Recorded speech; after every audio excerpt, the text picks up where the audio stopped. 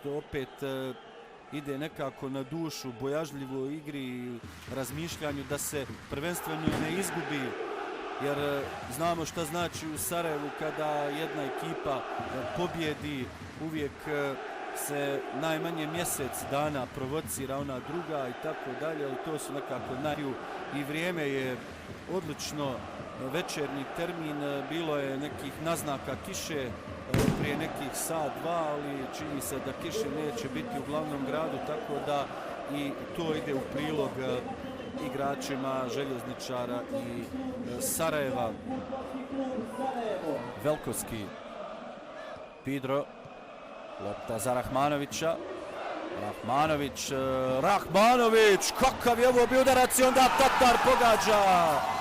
1:0 vodi Sarajevo, Benjamin Tatar, strelac u 15. minuti.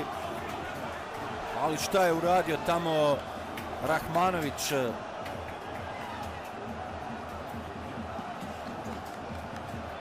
Jedva čekam da vidim ponovljeni snimak, jer taj potez Rahmanovića, lob preko Kjosevskog, bio je krucijalan za ovaj pogodak. Lopta se onda odbila do Benjamina Tatara, koji u svom debiju u sarajevskom derbiju postiže pogodak, a ovo mu je ukupno treći gol. Čurjurić, lopta u prazan prostor, odličan dubinski pas Čurjurića, Zajmović pogađa! 1:1, sjajna akcija Željezničara.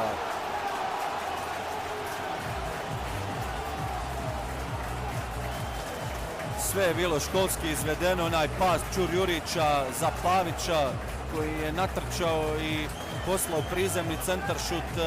Stigla je lopta do Dženana Zajmovića i Željezničar je brzo izjednačio. Prihvatio loptu Rahmanović, sada su ovo dobro odigrali igrači Sarajeva. Hebibović ubacuje, Kjosevski griješi, Ahmetović, šansa je to za Sarajevo i pogađa Rahmanović. 2:1 vodi Sarajevo, 39. minut. Sada je Kjosevski, mislim, pogriješio, ispala mu je lopta i onda Ahmetović odigrao pametno nazad do usamljenog Rahmanovića.